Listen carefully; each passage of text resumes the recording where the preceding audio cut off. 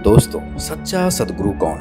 ये सवाल सुनने और पढ़ने में आसान लग रहा होगा, लेकिन हकीकत इसके बिल्कुल विपरीत है। सबसे पहले तो आपको ये बता देते हैं कि सद्गुरु कोई इतनी सस्ती व आसान वस्तु नहीं है जिसे हर कोई प्राप्त कर सके।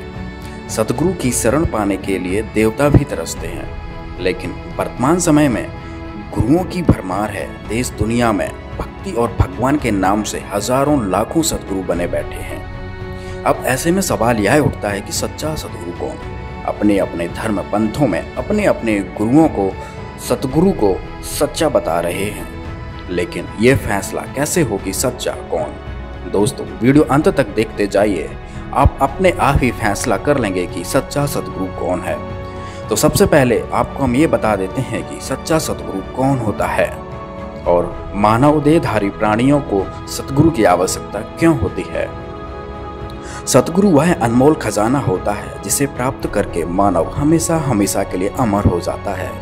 सद्गुरु से मिलने के बाद अनेकों लाभ प्राप्त होते हैं। जैसे सद्गुरु मिलने के बाद मनुष्य के सर्व दुख दूर हो जाते हैं, हर प्रकार का रोग कष्ट नष्ट हो जाता है।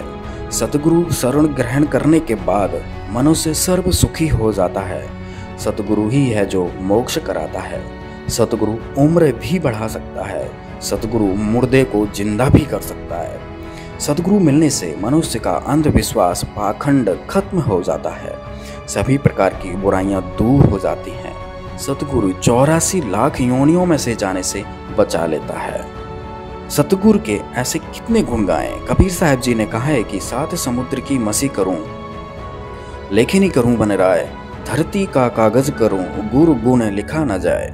कहने का तात्पर्य है कि सद्गुरु मिलने के बाद मनुष्य को अनेक लाभ होते हैं जिसकी महिमा भी नहीं की जा सकती। अब हम विचार ये करेंगे कि क्या हमारा गुरु सच्चा है तो आपको इस तरह से कोई लाभ प्राप्त हुआ है कि आपकी बुराइयां दूर हुई हैं, क्या आपको सुख मिला है? दोस्तों, आप हमें कमेंट बॉक्स में ज़रूर बताएं। दोस्तों, अब हम आपको बताएंगे कि सच्चे सद्गुरु की पहचान क्या होती है। वेदों, गीता आदि में पवित्र सद्ग्रंथों में प्रमाण मिलता है कि जब जब धर्म की हानि होती है व अधर्म की वृद्धि होती है तथा वर्तमान के नकली संत महंत गुरुओं द्वारा भक्ति मार्ग के स्वरूप को बिगाड़ दिया गया होता है, फिर परमेश्वर स्वयं आकर या अपने परम संत को भेजकर सच्चे ज्ञान के द्वारा धर्म की पुनः स्थापना करता है।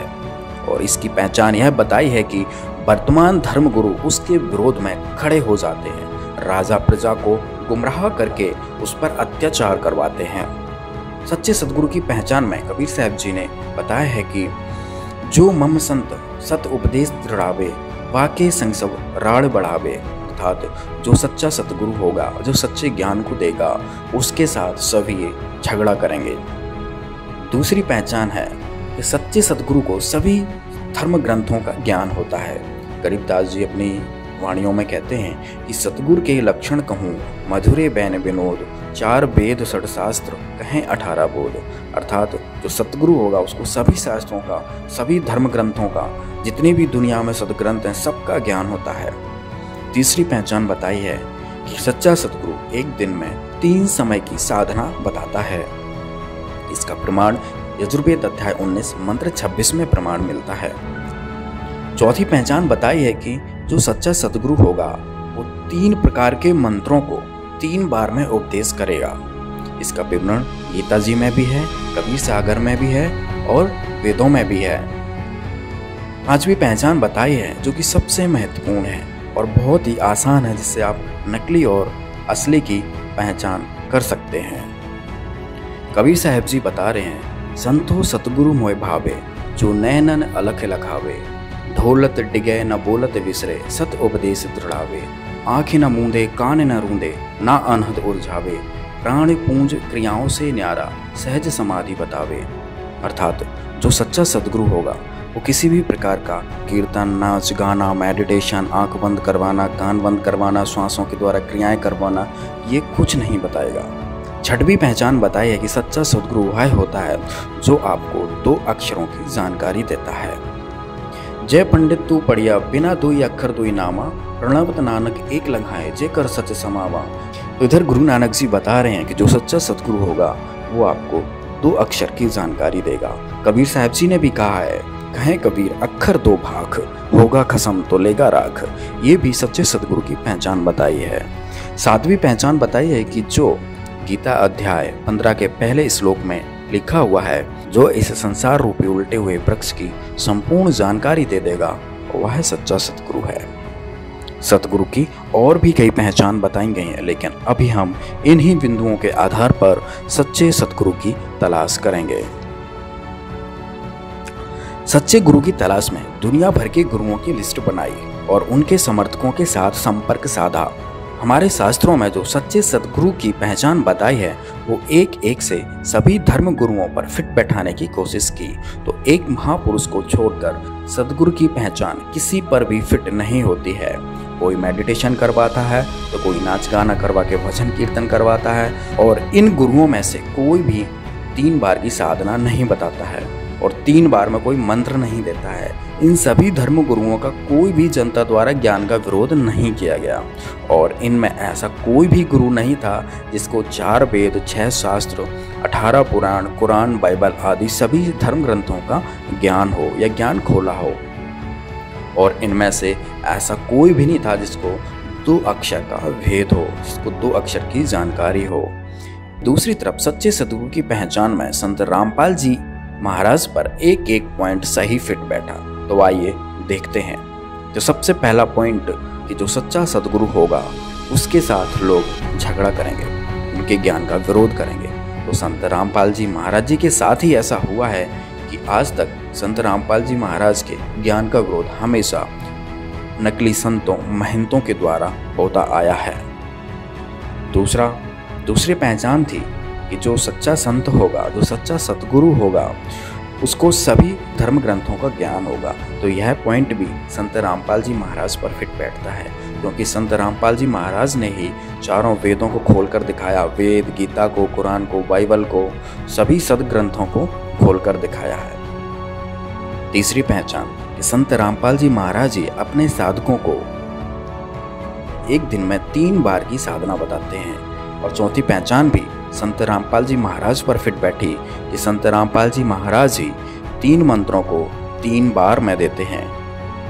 पांचवी पहचान, संत रामपाल जी महाराज ना मेडिटेशन करवाते हैं, ना भजन कीर्तन, नाच गाना करवाते हैं, ना आँख कान बंद करवाते हैं, और ना भी किसी प्रकार की श्वास की क्रियाएं करवाते हैं। वो मंत्रों को देकर एक सहज समाधि, सहज भक्ति बताते हैं। छठवीं पहचान भी संत रामपाल जी महाराज पर सटीक बैठी कि संत रामपाल जी महाराज ने ही अपने साधकों को, अपने भक्तों को, दुनिया को बताया कि जिसके पास 2 अक्षर का मंत्र सतनाम नहीं है, उसका मोक्ष नहीं हो सकता, क्योंकि सतनाम ही है जो मोक्ष में सहायक होता है। सतनाम के बाद फिर सार नाम व शब्द मिलता है। और 7वीं पहचान जिसमें बताया गया है कि जो उल्टे लटके हुए वृक्ष की पूरी जानकारी दे देगा, वो सच्चा सतगुरु होगा। तो इतने धर्म गुरुओं में आज तक कोई भी 15वें अध्याय के पहले श्लोक को नहीं खोल पाया है, और न किसी ने इस श्लोक की व्याख्या की है। संत रामपाल जी महाराज ने ही 15वें अध्याय के प्रथम श्लोक 1 से लेकर 4 तक सबको खोल के बताया कि उल्टा लटका हुआ वृक्ष कौन है, जड़ कौन है, तना कौन है, पात कौन है। कबीर साहब जी ने भी कहा, अक्षर पुरुष एक पेड़ है, निरंजन व की डार, और तीनों देवा शाखा है, ये पात रूप संसार। तो संत रामपाल जी महाराज ने ये भी ज्ञान खोल दिया। तो इससे सिद्ध हुआ कि संत रामपाल जी महाराज ही सच्चे सतगुरु हैं। तो दोस्तों, तो इस पूरी पृथ्वी पर 7 अरब आबादी में केवल संत रामपाल जी महाराज ही हैं जो सच्चे सतगुरु हैं। तो कहते कोटों में दे कोई नहीं रे झूमकरा, अरबों में कोई गर्क सुनो रे झूमकरा। अरबों में, उसमें अरबों में गर्क गरीबदास जी थे, आदरणीय गरीबदास साहिब जी, उसकी कोई सुना नहीं था। अरबों यानी पूरे विश्व में एक कह। तो अरबों में आज इस दास के ऊपर कृपा है, इस परमपिता परमेश्वर कबीर भगवान की। इस पृथ्वी पर इस दास के अतिरिक्त तत्व ज्ञान से परिचित नहीं है। उनके पास ये गर्क का अर्थ होता है यानी सब तरह से कंप्लीट है। नो कह रहा अच्छा गर्क है भाई, यानी कोई चीज को ठोक ठोक कर रखा हो ना बोरी में, नो कति गर्क ठोक रखा भाई, खांड में रखी हो और भी हो।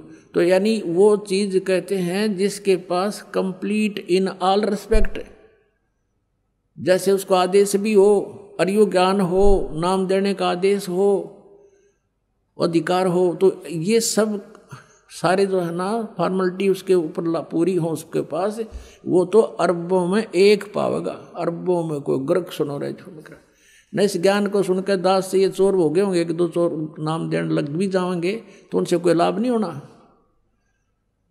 क्योंकि वो अधिकारी नहीं है। अब जैसे पुण्यात्माओं, जब राजा परीक्षित को 7वें दिन सर्प ने डसना था और व्यास जी ने श्रीमद् सुधा सागर यानी श्रीमद् भागवत सुधा सागर का लेखन कार्य किया था, राइटर था उसका वो, उसने भी ये कह दिया था कि मैं अधिकारी नहीं हूं ये कथा सुनाने का।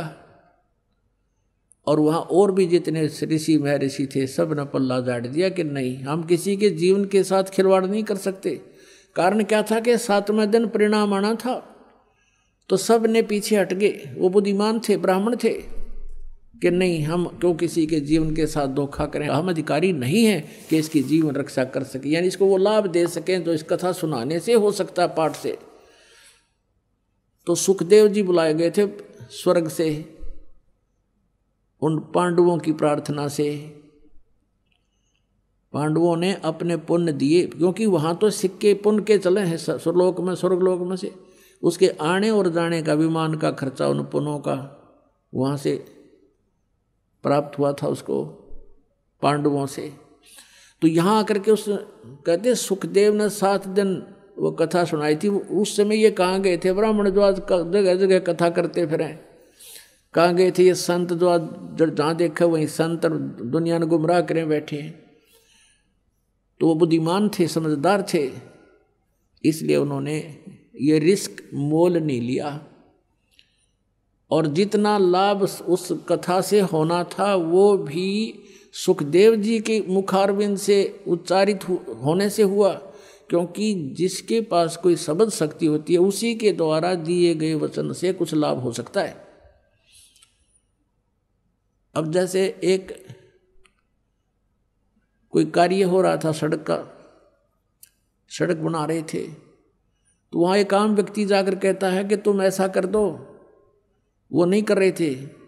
और अधिकारी के पास उन्होंने प्रार्थना की, अधिकारी ने आते कहा कि तुम ऐसा कर दो, तो उस अधिकारी के कहते उन वर्करों ने वैसे ही कर दिया, क्योंकि अधिकारी के वचन में शक्ति थी और उनके वचन में शक्ति नहीं। तो ऐसे ही परमात्मा से जो कनेक्टेड है, सरकार का जो व्यक्ति हो गया यानी जो उसका नौकर है, उससे ही आगे काम हो सकते हैं। आम व्यक्ति के कहने तो वो कार्य नहीं हो सकते, इतना समझ लेना। तो इस प्रकार हम अब जो कथा करते पढ़ते हैं, तो गरीबदास साहब ने कहा था ये पैसे ऊपर नाच सुनो रहा जो मकरा, इन्हें कथा से कोई लेना देना नहीं, पैसे चाहिए इनको।